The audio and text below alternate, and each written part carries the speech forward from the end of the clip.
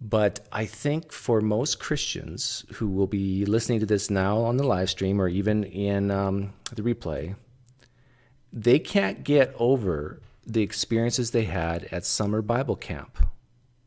They can listen to a person like Dr. Christine Hayes, and it's not going to make any impact on them. So Todd, if you're listening, Todd is the subscriber who said I should do this video. This is the reason why I don't do a whole lot of these. It's because I don't think while I play this video, I'm going to put myself into the frame of mind I was 20, 30 years ago and give what the typical Christian response would be to a person like Christine Hayes. But first of all, I want to talk about who this Christine Hayes person is. And she is professor. She received her bachelor's in the study of religion from Harvard University in 1984. She has her master's of arts with distinction, University of California, Berkeley, 1988. Year graduate work at Hebrew University of Jerusalem. She received her PhD in Judaic Studies from the University of California, Berkeley in 1993.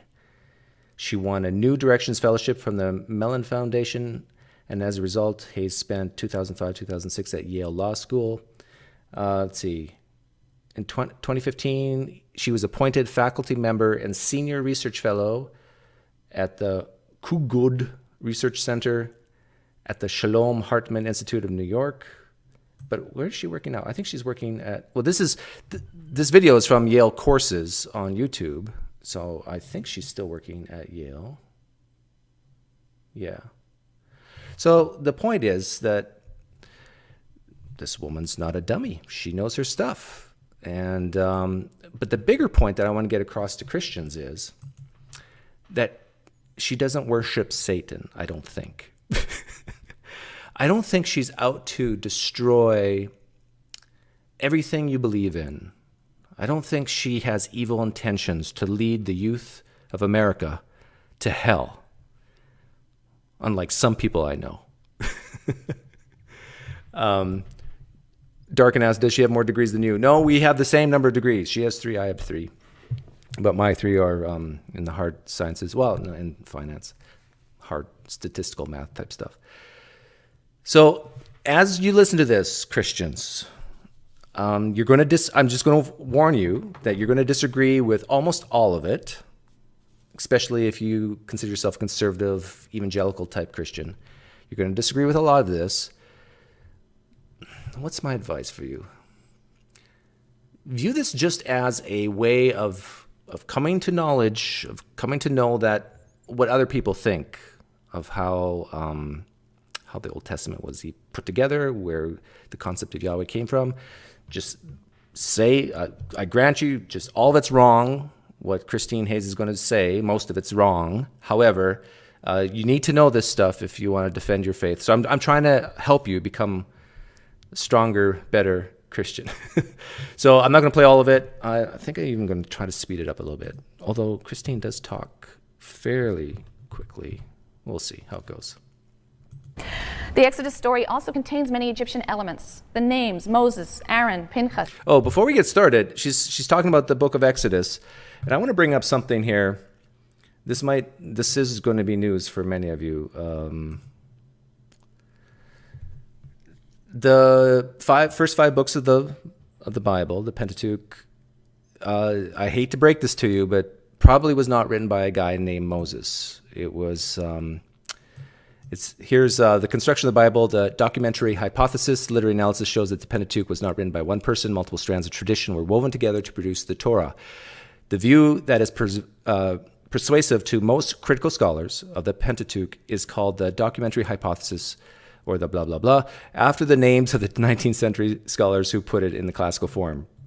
Briefly stated, the documentary hypothesis sees the Torah as having been composed by a series of editors out of 4 major strands of literary traditions. Just like the Gospels, there's 4 Gospels. You can view the Old Testament, the Pentateuch, first 5 books of the Bible, being created by 4 kind of Gospels, literary traditions. These traditions are known as J for Yahweh, the German form of the word. E for El, D for the Deuteronomists, and P for, what does P stand for? Oh, it says down here. The priestly source, yes. So you can go back and read this. I'm not going to read this all. But basically, this helps explain why some Christians probably have noticed that Genesis 1 and Genesis 2 are a little bit different. Some would say contradictory. But of course, if you're a Christian, you would never say that. But the different traditions or sources or strands of tradition can explain why we see Genesis 1 and 2 differently. So anyhow, here's Christine Hayes talking about Exodus, the story of Joseph and Moses. Yes, these are all Egyptian names. Moses is simply this part of Ramses, Tutmosis, Ramesses. This is Egyptian for born of. Okay, now I can tell you right now, this is going to bother Christians immensely. Ra is the sun god, and Ramses, Moses comes from that word, the son of the god Ra. Just like Jesus is the son of the god Yahweh, Moses was the son of the god Ra in the meaning of the word. And just like Moses led the Israelites out of the slavery from the Egyptians, Jesus leads the new Israelites and Gentiles out of their slavery from the bondage of sin. It's beautiful literary techniques here. Born of the god Ra. The name Moses is an Egyptian name. So none of this, of course, corroborates the specific details of the biblical story. There's no Egyptian record of the biblical Moses, no record of plagues, no record of a defeat of Pharaoh's army. There is a lot of circumstantial. Wouldn't you expect this? Like, I ask this question of Christians often, and I think they hate it, but it's the expectation question. So we do have, I think, historical records of things that happened in Egypt from the Egyptians. None of it, we have found nothing about the plagues that you find in the Old Testament. Wouldn't you expect that we would find something as major as that in the historical record? Evidence, and some scholars think that lends plausibility to a story of slaves working on building projects who escaped from Egypt at this time. And if there's any historical basis to the Exodus, then the most plausible time, the most plausible backdrop would be the 13th century BCE. Some scholars assume there's a historical memory behind the elaborate and dramatic story of a miraculous redemption by God. Why would you invent a hero, a national hero who's entirely Egyptian and has an Egyptian name? Why would you invent a myth of origins in which your ancestors are slaves? Nevertheless, as I emphasized earlier in the patriarchal stories, in the end, we are dealing here with sacred history. We're dealing with a highly embellished and theologically interpreted myth of origins for a nation. So much more important than historical verifiability is the conviction of the ancient Israelites who received and venerated these traditions and developed them and embellished them, that God had once acted on their behalf, rescuing them from bondage, binding them to himself in an eternal covenant.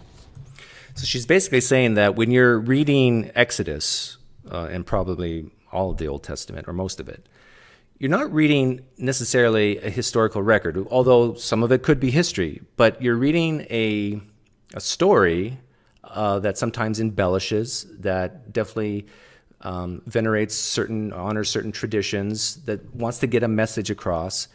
And you'll see this in the Gospels as well, that you're not and this is a huge thing for Christians. It's like they think when they open up the New Testament that they're reading history, and maybe sometimes they are. But I don't think you can assume that. I was just talking to a friend of mine on Facebook about Mark chapter 11. And he posted an article showing the thick, rich symbolism in Mark chapter 11. And I basically said, well, doesn't this lead you to believe that maybe because of this rich symbolism, the forced prophecy, that maybe this actually is not a historical analysis, that this is not history at all, that if we had video cameras back then that we wouldn't see these things, just like if we had a video camera set up at the time of Pharaoh and Moses, that we probably wouldn't see these plagues happening? A little bit about the outline of the story, and then we're going to finally have an introduction between God and Moses, which will, I think, bring us back to some of the conversations we've had at the beginning of the course. So let me first say a little bit about the storyline and some of the themes at the beginning of Exodus, the first 6 or 7 chapters. According to the text, the Israelites have multiplied. They filled the land of Goshen that had been given to them during Joseph's tenure in office. Actually, before she goes further, I want to try to. I've made some notes here on the broad history of the story of the Israelites. And so for the people who are atheists listening, who never was born and raised indoctrinated in this, and didn't go to Sunday school and learn all these stories. So basically you have Genesis, you have the Adam and Eve story, you have the fall in the garden, you have the Cain and Abel story. Remember they gave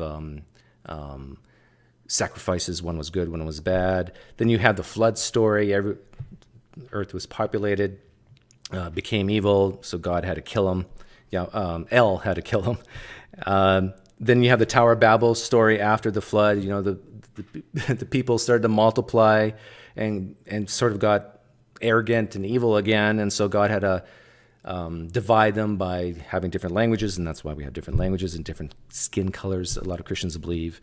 And then you have the story of Abraham, Isaac, and Jacob. Remember, Abraham was told by El to kill his son Isaac, but then said stop the last second. And then Isaac had Esau and Jacob, and Jacob is the one who ended up having the 12 sons, which are the 12 tribes of Israel.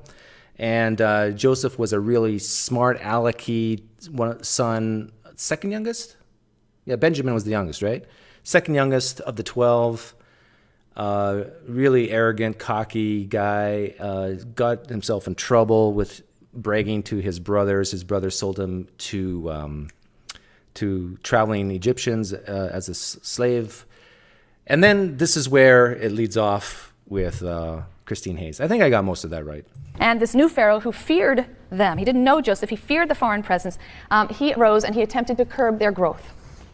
He pressed all of the adult males into slavery. The text says harsh labor. Oh, so, she didn't say this part, but basically Joseph, when he's sold into slavery, he interprets a dream for one of the pharaohs, and the pharaohs loved what Joseph did. And Joseph, did he become governor? He had power. Joseph actually got power, and then there was a famine in the land, and his brothers came, and his dad came, Jacob, and he helped them out. They didn't recognize him at first. Irony. It actually reminds me of.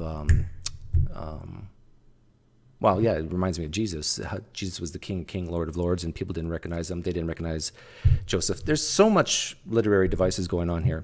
But then there was a new Pharaoh, and the new Pharaoh didn't know Joseph, and so problems started happening. At mortar and brick. But the text says the more they were oppressed, the more they increased and spread out. So Pharaoh resorts to more drastic measures. He decrees the murder of all newborn Israelite males at the hands of Egyptian midwives.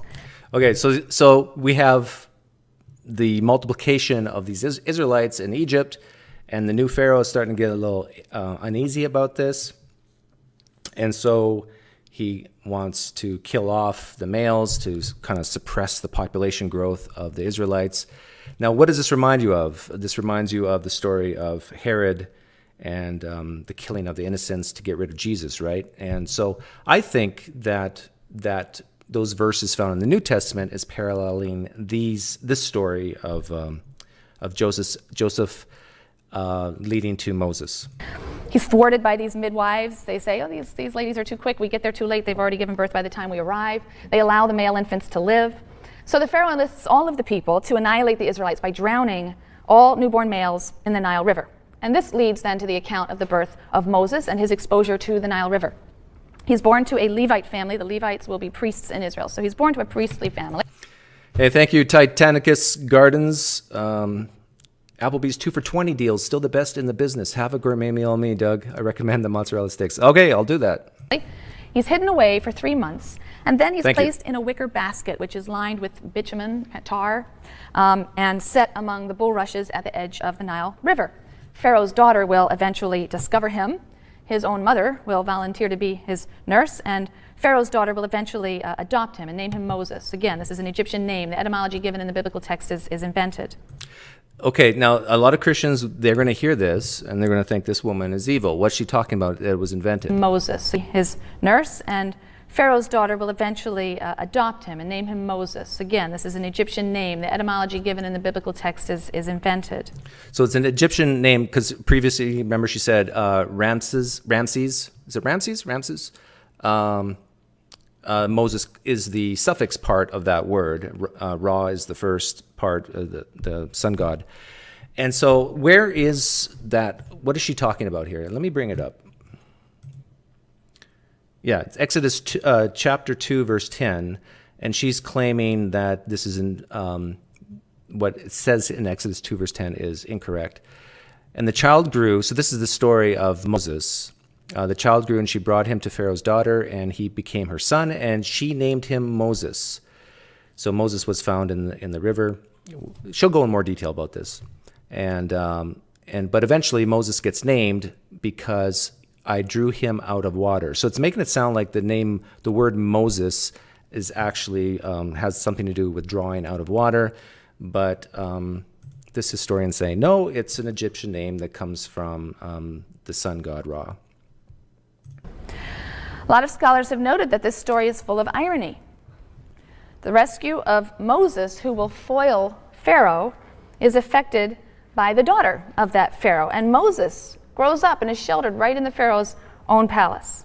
And now, what does this remind you of? This reminds you of the irony found in the Gospels, that here you have the King of Kings, Lord of Lords, walking amongst common people in Jerusalem, for example, and nobody recognizes him.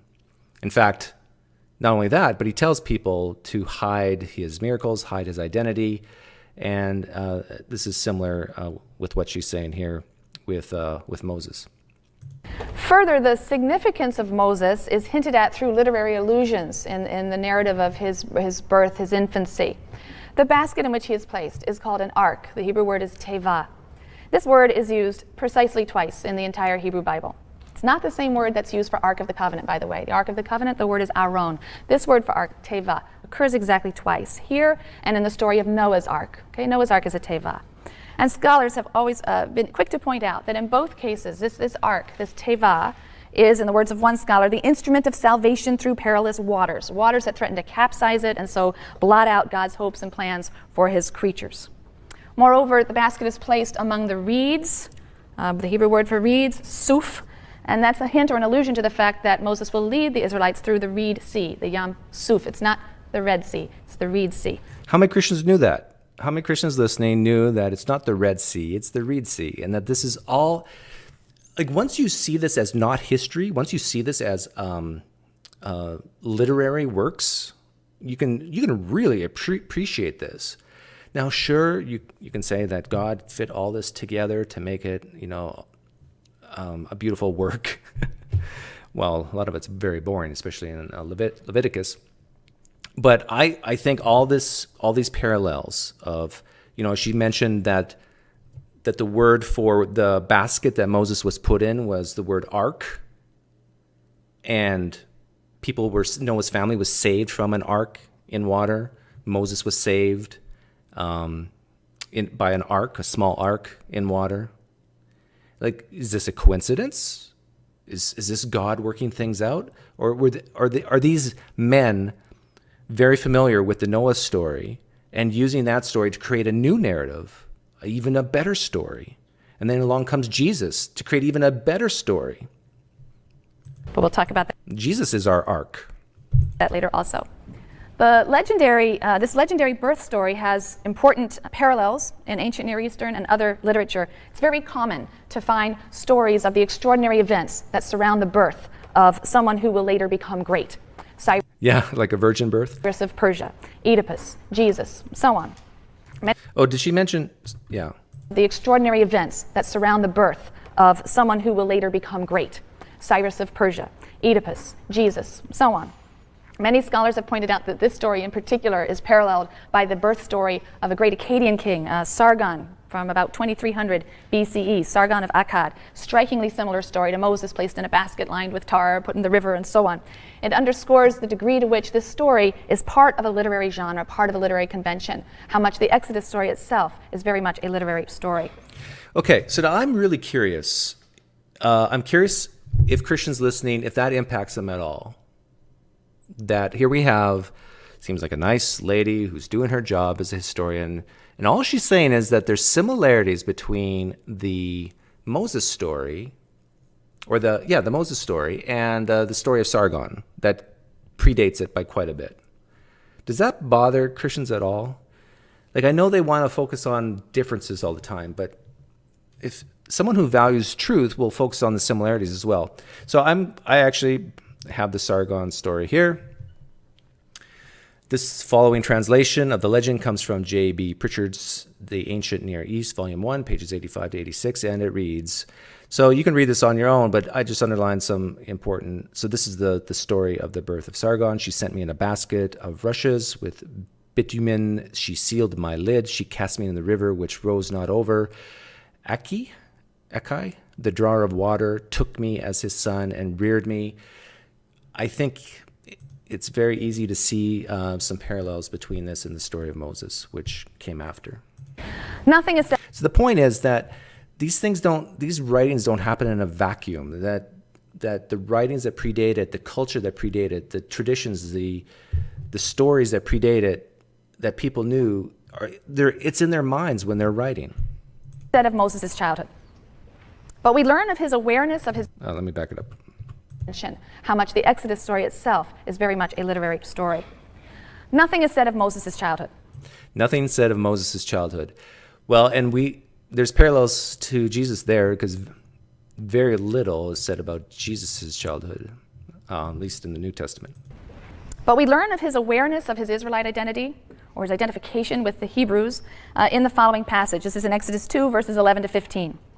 Sometime after that, when Moses had grown up, he went out to his kinsfolk and witnessed their labors.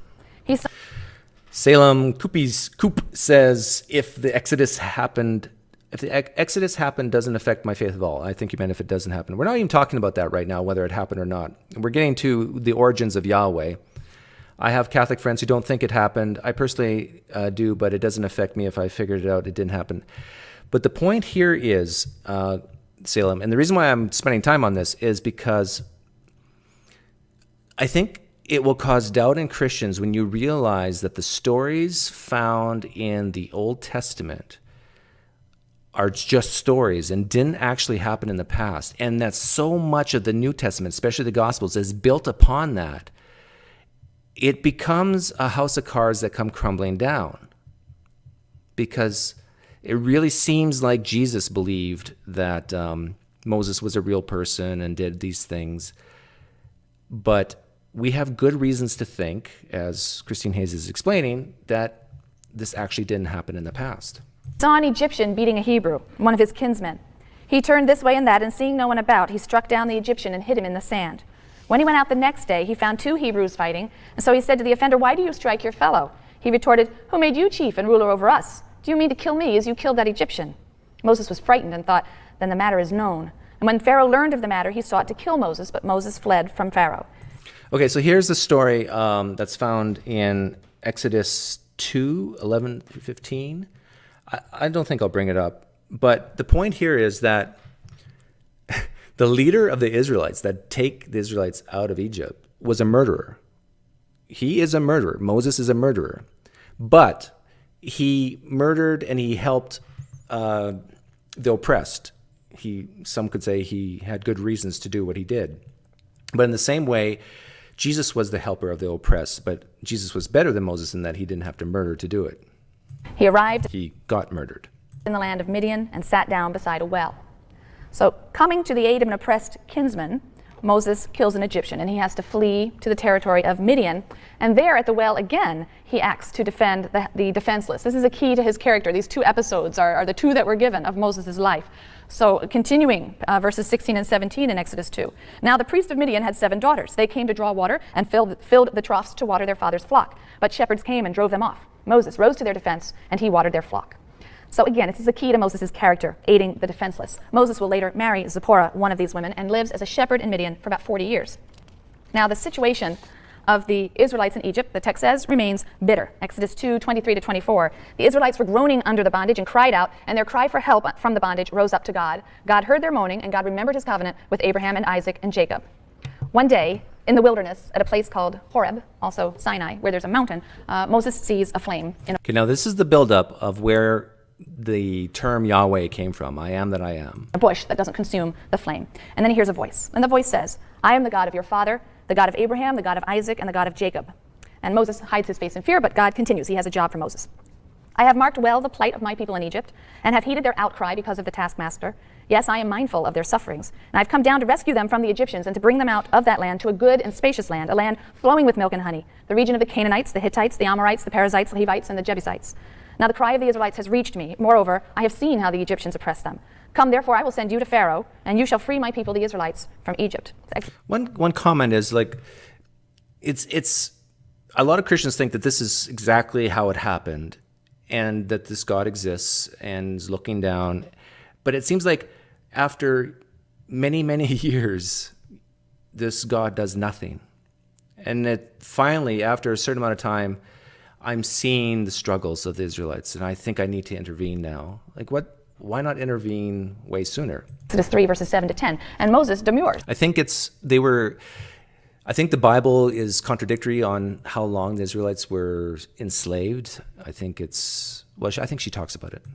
Right? Who, me? Why not my big brother Aaron? He's a much better public speaker. This is the line that he takes. I'm slow of tongue. But as we've already seen in Genesis, God chooses who he chooses, and his reasons aren't always fathomed. Moses says, may I say who sent me? He asks for God's name. The Israelites will want to know who has sent me. And God replies with a sentence, Eheye asher eheye. This is a first-person sentence that can be translated, I am who I am, or perhaps I will be who I will be, or perhaps I cause to be what I cause to be. We really don't know, but it has something to do with being. So he asks who God is. God says, I am who I am, or I will cause to be what I will cause to be. So Moses, wisely enough, converts that into a third-person formula. Okay, he will be who he will be. He is who he is. Yahweh, Asher Yahweh. So God's answer to the question of his name is with this sentence. And Moses converts it from a first person to a third person sentence. He will be who he will be. He is who he is. He will cause to be. I think most people think now what he will cause to be. And that sentence gets shortened to Yahweh. This is the Bible's explanation for the name Yahweh. And as the personal name of God, some have argued that the name Yahweh expresses the quality of being, an active, dynamic being. This God is one who brings things into being, whether it's a cosmos from chaos or now a new nation from a band of runaway slaves. Yeah, and she's about to talk about a scripture, and I'll bring it up. But why is this important? It's because this is supposedly the first time that the God of the Israelites refers to himself as Yahweh, but yet you'll see the name Yahweh, at least in some translations, in the book of Genesis. But it could well be that this is simply God's way of not answering Moses' question. We've seen how the Bible feels about revealing names, and the divine being who struggled and wrestled with Jacob sure didn't want to give him his name. So I've often wondered if we're to read this differently. Who am I? I am who I am, and never you mind. But there are certain important and unique features of this burning bush dialogue. First, God identifies himself to Moses as the God of Abraham, Isaac, and Jacob. And as numerous commentators have pointed out, in so doing, the biblical writer is trying to establish an unbroken historic continuity between the present revelation to Moses and the revelations and promises that are received by Israel's forefathers. Let me give you a little foreshadowing where she's going with this, so you can recognize it when she says it. Where she's going with this is that prior to the Moses story, the Israelites believed in a pantheon of gods, and El Shaddai, there's a whole bunch of L's, was more or less the top of the pantheon. And then after the Moses story happened, there was a shift. And the shift was to more of a Yahweh-type God that was very monotheistic or henotheistic. This is where it's all leading. The patriarchs. And yet, paradoxically, the very assertion of continuity only serves to underscore a fundamental discontinuity. Because even as God asserts that he is the God of the patriarchs, he reveals to Moses a new name, Yahweh, so that Yahwism and the Yahweh cult can be said to begin only. Yeah, she should not have said cult, because right away Christians are not going to listen to her. Only with Moses. Now, as we've seen, the biblical sources differ on this point. According to the J source, in Genesis 4:26, the earliest humans worshipped Yahweh as Yahweh. The name was always known. J wants to assert a direct... When she says J, remember she's referring to this, that a tradition, a source, think of it as Q for the New Testament. There's J and E and P and D for the Old Testament. So it's just a tradition, a source. Direct continuity between the God of the patriarchs and the God of the Exodus. The P and E sources tell it a little differently. Exodus 6, verses 2 to 4, very important passage. Exodus 6, verses 2 to 4. It's assigned to P. And here God says, I am Yahweh. I appeared to Abraham, Isaac, and Jacob as El Shaddai, but I did not make myself known to them by my name, Yahweh. Now this is a huge problem for Christians. Let me rewind that. This is 2 to 4. It's assigned to P. And here God says, I am Yahweh. I appeared to Abraham, Isaac, and Jacob as El Shaddai, but I did not make myself known to them by my name, Yahweh. Now this contradicts. Okay, so I'm going to bring up what she just read here. Actually, let me play it while I do it. The J source. And many scholars have Yahweh. Now this contradicts the J source. And many scholars have suggested that P and E preserve a memory of a time when Israel worshipped the Canaanite god El. P and E wish to claim that the God who covenanted with the patriarchs is the God of the Exodus, but now with a new name. They also, like J, they want to assert a continuity. Okay, so here it is, Exodus 6, verses 2 to 4. And God said to Moses, I am the Lord. I appeared to Abraham and to Isaac and to Jacob as God Almighty. That's is that Elohim? But by my name, the Lord, this is it's El Shaddai. The Lord is actually Yahweh. Let me see if I can find a translation that actually uses it. Let me see. Yeah, I bet you this one does. I am Yahweh. Yeah, here we go. God spoke to Moses and said to him, I am Yahweh. I appeared to Abraham, to Isaac, and Jacob as God Almighty, or El Shaddai, but by my name, Yahweh, I was not known to them. Now, why is this a contradiction? Why is she saying this is a contradiction? She's saying it's a contradiction because if you look in Genesis, God is referred to as Yahweh, but in Exodus it's saying, no, I was not known as Yahweh. Verse 4, I have established my covenant with them to give them the land of Canaan, the land of the travels in which they lived as aliens. Now, let's see. Let me bring up, Genesis 4.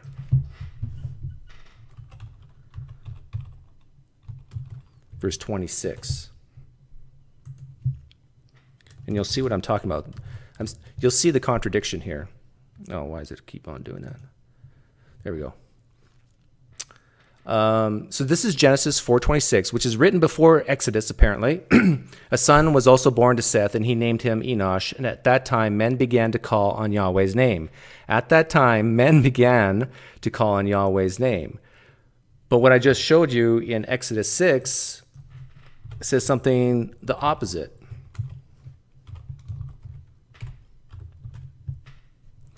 God spoke to Moses and said to him, I am Yahweh. I appeared to Abraham, to Isaac, and Jacob as God Almighty, or El Shaddai, but my name Yahweh was not known to them. But I just read in Genesis, it was known to them. So this is the contradiction that Christine is talking about here. But in doing so, they do it in a way that really ultimately draws attention to the fundamental discontinuity, the sense of a new beginning. And to understand that new beginning, we need to look at the differences between patriarchal religion and the new Yahwism. And there's a list on your handout, so I hope everyone got a copy of the handout. If you didn't, perhaps you can raise your hand, and if the TFs have any left, you'll want to take a look at these differences between patriarchal religion, Mosaic Yahwism. This list is going to help us. This list is based on information that's supplied by many scholars. I've relied very much on Michael Coogan, but others as well. Look first at the sheet that gives you the titles of God. And you'll see that in the patriarchal traditions, all right, so we're talking about Genesis primarily. I've thrown in some other texts also, but focusing for a moment on the patriarchal traditions of Genesis, God is 6 times called El Shaddai. Other names are El Elyon, El Olam, El Roi, El Bethel. You can see the translations of these. The everlasting God, God Most High, a God of seeing, the God of the house of God, and so on. El is the name of the chief god in the Canaanite pantheon. El is the name of the chief god in the Canaanite pantheon of gods. He's the big top dog god, El. Now, if I take myself back 10, 20, 30 years, well, maybe not 30, and I hear this, I'm thinking, yeah, but the Canaanites just took stuff from the Israelites. That's what's going on here. The problem is, you can say that, but historians like Christine Hayes here will tell you, no, it's the other way around. Now, maybe there was some sharing going on, but it really seems like that the Israelite tradition of Yahweh, going from El to Yahweh, is after the Canaanite tradition. Flip over to the other side of your handout, where I discuss an important set of texts that were discovered at a place called Ras Shamra. Ras Shamra was ancient Ugarit. In 1928, a peasant in Syria discovered a tomb at Ras Shamra, which was subsequently excavated by the French, and it was found to contain a library of tablets that were written in a language very, very close to Biblical Hebrew. It's clear that Hebrew is simply a Canaanite dialect. In fact, I remember reading one scholar said if you go back far enough, you're really hard-pressed to tell the difference between Canaanite and... That's an interesting tidbit. Like Christians, are you aware that the Canaanite language and the Israelite language were basically dialects of each other, very similar? Hebrew. And in these texts, we read of the exploits of the gods of Canaanite religion. These gods include the sky god El, I've listed here, the father of the various gods and humans. El has a wife, Asherah, she's listed 3rd on your paper, a mother goddess, their daughter Anat, who is a goddess of love and war, she's quite fierce, and then their son Baal, who is a storm god. He's depicted in mythological literature as defeating both the chaotic sea god, the sea god Yam, and the god of death, Mot. There are striking resemblances between the biblical God of the patriarchs and the Canaanite god El. El is the head of the council of gods.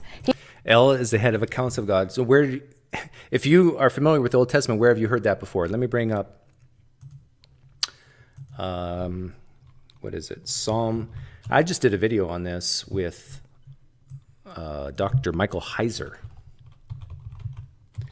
Psalm 82, verse 1. So the Canaanite god El, was the head god of a pantheon of God, of many gods. This is Psalm 82, verse 1. God presides in the great assembly. He judges among gods. Let me get a better version here. RSV, try that one. God has taken his place in the divine council. In the midst of the gods, he holds judgment. So for all you Christians who don't think that there exists other gods, you gotta read Psalm 82. There's many gods, just you believe Yahweh is the top god. But he has a divine council, and he is in the midst of many other gods. He is said to have a long white beard. He dwells on a mountain top in a tent. I don't think there's anywhere in the Bible where it depicts God with a long white beard, but maybe the Canaanite gods it does. His epithets include father of all creatures, bull, king.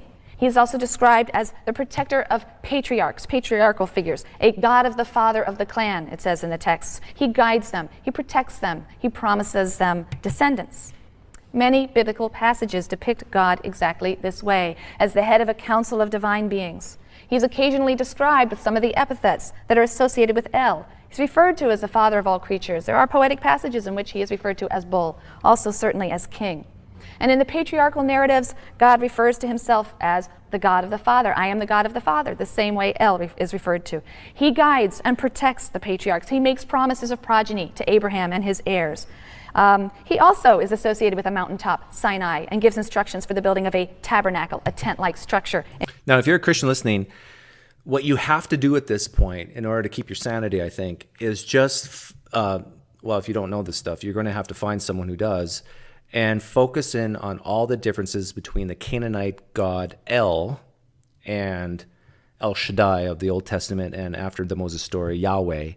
And you just got to focus on the differences. Yeah, Doug, but our God, I mean, that God did this and our God would never do that, and blah, blah, blah, blah, blah. You have to focus on the differences and ignore the similarities that Dr. Christine Hayes is talking about here. In which he will dwell. Many personal and place names in the patriarchal narratives are compounds in which one element is El. Yisrael, Yishmael, Beth El. El is the God of the patriarchs. By contrast, after the time of Moses, Israelite names start to be formed using Yah or Yahu as part of the name Yahweh. Elijah in Hebrew is Eliyahu. So you start to have theophorics, names that use a name of a deity, which are using forms of Yahu instead of El.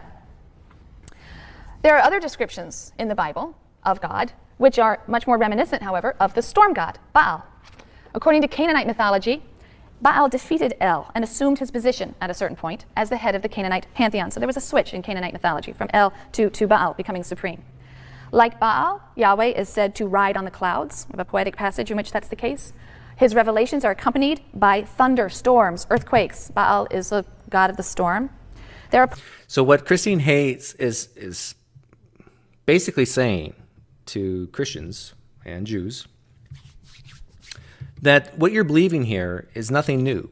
The texts of the Old Testament there's some new stuff, yes, but it's coming from stories and traditions and texts and narratives that predate it. Poetic fragments also that allude to Yahweh's victory over watery foes, and that is a motif that's associated with Baal, who does battle with the Yam, with the sea. And finally, also associated with Israel's God, we have ancient Near Eastern holy war traditions. God is depicted as a warrior who leads his host, the Lord of hosts, in battle. He's armed with spear and bow and arrows. The worship practices of ancient Israel and Judah clearly resemble what we know of Canaanite and ancient Near Eastern worship practices. Canaanite religious ritual took place in small temples that housed cultic statues. Can you imagine being a Christian in this auditorium right now when this was happening live? Like a conservative evangelical type Christian? Like, can you imagine the cognitive dissonance? Like, no, none of this is true. My God, it was first and best. And no, this has happened in history. This can't be true what this lady is saying. She must be under the power of Satan. There were stone pillars, perhaps symbols of the gods or memorials to the dead. There were altars for animal sacrifices, cereal, liquid sacrifices. Similarly, Israel's God was worshipped at various high places. They're referred to as elevated or high places. These were shrines with little altars, maybe cultic pillars, and wooden poles. The word for a wooden pole that's used in the Bible is Asherah. These shrines may have been associated with some kind of contact with ancestors, some kind of cult of the dead. Now, worship at these local altars and high places will come to be banned. Deuteronomy is going to polemicize against this. Deuteronomy will insist that all worship must occur in one central sanctuary, and these outlying areas and their asherot are to be destroyed. It will decree the destruction of all of these altars and high places. The patriarchal stories are clearly not the work of the Deuteronomist. And these stories must have had very long-standing traditional authority if they were adopted without serious modification by the Deuteronomist redactor, some modification, but not serious. So what is going on here? What are we to make of the incredible similarity of Israel's deity and cult to those of her neighbors? How are we to understand the rise of Israel's God, Israel's religion? Well, so far we've had two models that have been thrown out to you, the kind of classic evolutionary model. From polytheism's worship of many gods, there's a natural evolution to henotheism's denial of all gods, elevation of one God to a supreme position. Sort of one comes to be favored, and then eventually becomes so important the others really fall away, and you have really the denial of all gods but the one. Yeah, see, I think most Christians, whether they admit it or not, are not monotheists. I think they're henotheists, and there's actually, there's another word for it. Or they just have to throw away Psalm 82. Maybe some of them do, but you do believe in a pantheon of gods. You believe in many gods. What did they call it in Psalm 82? Oh, still have it here. Divine council of gods. And so You just think that the God you worship and serve, who Jesus is the second person of, is the most powerful and the creator. We saw Kaufman in the 1930s reacted against this. He argued that monotheism and polytheism are so radically distinct that one could not possibly have evolved from the other. Surely there's an element of truth in both models. The evolutionary model is, I think, responding to and picking up on the fact that in many respects, Yahweh resembles the gods of Israel's neighbors. To be blunt, the patriarchs seem to have worshipped the Canaanite god El. To be blunt, the Israelites seems to have worshipped the Canaanite god El. She mentions like an evolution that the Israelite religion, the Judaism, evolved from the Canaanite and probably other cultures around them. If this is so bizarre to the Christian to fathom, just think about all those religions you disagree with. Think about Mormonism. Think about Islam. Didn't Islam evolve out of both Christianity and Judaism? Mostly Judaism. Didn't Mormonism evolve out of Christianity and Judaism, but mostly Christianity? Now, if you can see the evolution of Islam and Mormonism from Judaism and Christianity, why can't you see the evolution of Judaism from Canaanite religions, or the Canaanite religion? That's not a big stretch, is it? If it can happen for Mormonism and Islam, why couldn't it happen for Judaism? But Doug, this is the true religion. Yeah. The problem with the evolutionary model is that it doesn't account for those aspects of the biblical text that Okay, I'm going to fast forward it here to 42:10. Links in the description if you want to watch the whole thing. The Canaanite roots of Israel's ancestors are clear. The Hebrew language itself is essentially Canaanite dialect. The Canaanite god El was, from the biblical text, the god of Israel's earliest ancestors. Heath Farley says, Pine Creek, I sent this lecture to a fundamentalist uncle once, and when I asked him later what he thought of it, he said, well, that may, let's see if I can imitate your uncle. That dare Christine Hayes, what she says might work on those kids in her class, but she can't fool me. Through a process of convergence, he argues, the god Yahweh was a god that we think originally came from a region further south, Sinai, Edom, somewhere further south. But this god, through a process of convergence and cultural mixing, began to take on the characteristics of other deities, first El, and then Baal, or sort of simultaneously El and Baal. Later, certain aspects of this convergence would be polemicized against and rejected as a Yahweh-only party sought to differentiate itself from those that it would now label as other and call Canaanites, as distinct from Israelites. Smith's model of convergence and then differentiation has great explanatory power. It explains the deep You know how Christians will talk about there's my Canadian accent. You know how Christians will talk about the explanatory power that Jesus actually just rose from the dead when you look at all the evidence. Well, here's the explanatory power of everything that Christianity is based on. Has great explanatory power. It explains the deep similarity of Israel's deity and the deities of her neighbors, but it also explains the vehement biblical polemic against Canaanite religion and Baal worship in particular, which we will come to see. It reminds one of sibling rivalry, right? Siblings who obviously share a tremendous amount and can be extraordinarily similar are precisely the siblings who can struggle and wrestle the most to differentiate themselves from one another. Smith's model of convergence and differentiation also avoids unhelpful dichotomies. Israel is either like or unlike her neighbors. Israel is either like or unlike her neighbors. Unhelpful dichotomy, Christine Hayes says. You know, sorry if you hear this inspiring philosophy, but this is, when I hear Christine Hayes, I'm thinking of you. I'm thinking of how many videos you've made where all you do, well, not all, mostly what you do, is focus on the dissimilarities, the differences between certain gods and the God you love. And saying, see, this couldn't have come from that because look how different they are. And here's Dr. Christine Hayes saying, that's really unhelpful if that's what you're doing. You have to do both. You have to look at the similarities and the dissimilarities. And And she's focusing right now on the similarities between the god El of the Canaanites and the El Shaddai that you read of in Genesis, and how that turned into Yahweh in Exodus. Right? That's not helpful. It helps us understand Israel's God as the end product of familiar cultural processes, the processes of convergence. We see convergences of cultures all the time, and differentiation. Differentiations of culture happen all the time as well. When and why, you may ask, did this differentiation occur? When and why did some Israelites adopt a Yahweh-only position and seek to differentiate what they would call a pure Yahwism from the cult of Baal, for example? The debate over that question is fierce, and it's one we're going to leave for another day. We will come back as we continue moving through the biblical text, and we will address that question. But to sum up, it's clear that the biblical patriarchs and matriarchs are not strict Yahwists, as we will come to understand that term.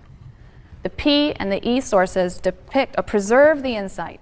They preserve this insight, and they preserve it in their insistence that the patriarchs worshipped God as El, but at the time of the Exodus, God revealed himself as Yahweh. Okay, that's really important. So the God of Abraham, Isaac, and Jacob, and all that time, Noah, Genesis, Adam and Eve, God was known as El Shaddai, or Elohim, or all those L's. And only until the story of Moses did Yahweh appear. Even though you'll see in versions, certain translations, you'll see the name Yahweh in those versions. I brought up a scripture in, where was it? Earlier, I brought up a scripture where it basically says, we have Yahweh. Before I was known as El Shaddai, but now, for the first time ever, I'm known as Yahweh. It doesn't say it for the first time ever, but you can rewind the tape and see. It's an interesting passage in the book of Joshua, Joshua 24, verses 14 to 15. Oh, this is Joshua, who's the successor to Moses, he presents the Israelites with the following choice. Now, therefore, revere the Lord, using the word Yahweh, revere Yahweh and serve him with undivided loyalty. Put away the gods that your forefathers served beyond the Euphrates and in Egypt. Put away the gods your forefathers served beyond the Euphrates and in Egypt, and serve Yahweh. Choose this day which ones you are going to serve, but I and my household will serve Yahweh, serve the Lord. Now, this, I think, almost every evangelical, a high percentage of evangelical Christians have this meme, have this placard, have this thing on their wall that says, "But for me and my household, we will serve the Lord." They don't realize how damning that verse that they have on their wall is. Let me bring it up here.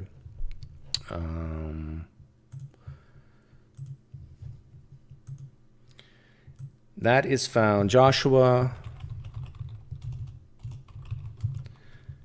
24, 14 to 15. And let me bring it up in a version that makes it really clear. Okay, Joshua 24, 14 to 15 in the World English Bible. Well, that's probably a translation from Satan, but here we go.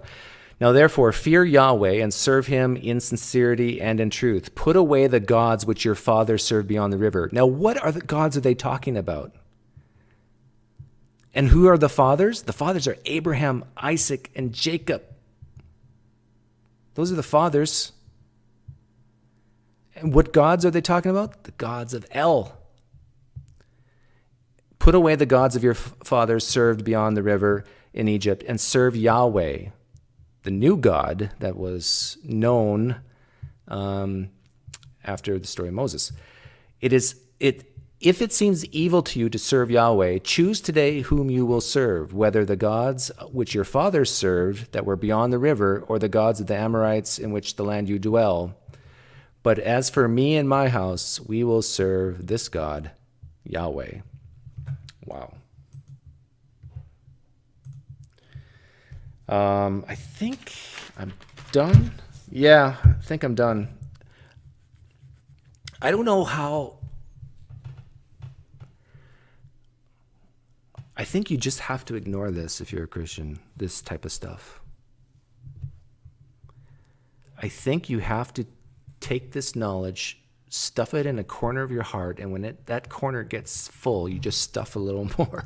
You just stuff a little more. You basically have to take the critical scholarship of people like Christine Hayes and just go, spit on it if you're evangelical type Christian. I really think that's your only choice. Because what if she's right here, Christians? That the God Yahweh and the God El start out like a sort of kind of polytheistic type God, and then Yahweh was created later based on the Canaanites. And the whole story of Moses, maybe not the whole story, but parts of the story of Moses came from Sargon and so forth. And this is the crux of it all. And the New Testament is built upon that foundation, the foundation of the Old Testament. Guys like Mike Winger will go spend hours talking about how Jesus can be found in the Old Testament. If your foundation of the New Testament is the Old Testament, and the Old Testament foundation is the Canaanite religion and other religions that predate it, what are you going to do? Who are you going to call? I don't know. It's you almost just have to put your fingers in your ears, close your eyes, and just say, no, but my guy, Michael Heiser, Michael Heiser, Dr. Heiser, he says it's okay. He knows this stuff, so I don't have to think about it anymore. I'm done. I think that's what will happen. Or Christians will say something like, but Doug, in 1984, when I was at summer Bible camp, I experienced God in a real and powerful way. So I don't care what you're saying here. I don't care what Christine Hayes says. I know God's real because of sitting around that campfire, and you wouldn't believe what happened, and blah, blah, blah. I actually think this is the reason why a lot of Christians can hear people like Christine Hayes and just say, oh, that doesn't matter to me. I know the true God. I experienced him. Huh. And I think what really bothers Christians is they can see this lady and they can't demonize her. It's really hard to demonize this person. And as I showed earlier, this person is not a dummy. This person's an expert in her field. She's not here to deceive and lie to you. She's just saying, hey, look, this is what experts in the field are saying. That Moses probably didn't exist, didn't write the first 5 books of the Bible. It was probably written by several editors, different sources called JEPD. Just like there's 4 Gospels, there's 4 early oral written sources that lead to different traditions. And then this is why you see differences in Genesis 1 and 2, for example. This is why you see Yahweh coming up in Exodus, and before that it's El. And okay, I'll take a few questions, but I wish Christine Hayes was here to take questions. Christine Hayes, if you ever see this video, you're welcome to come on my live stream. Adam says, Pine Creek, I think Christian apologists will just apologize harder. I predict some of my Christian friends would say, so what? This is how Yahweh came to reveal himself, through the Canaanites, then the Old Testament. But there's a contradiction that I brought up earlier that they'll have to struggle with, but I'm sure they can find ways around it. And the contradiction was basically that the scriptures say that at a certain time, Yahweh said, from this point, I will be known as Yahweh. But yet, earlier, certain translations at least call him Yahweh. That Steve says, a person's own religion just happens to be the one that is not myth and is real. Everyone else's religion is myth. Well, actually, I've heard some Christians acknowledge some of the truth in other religions, but they'll say that it's Satan that did it. They'll just attribute it to a different demigod or god, lower god.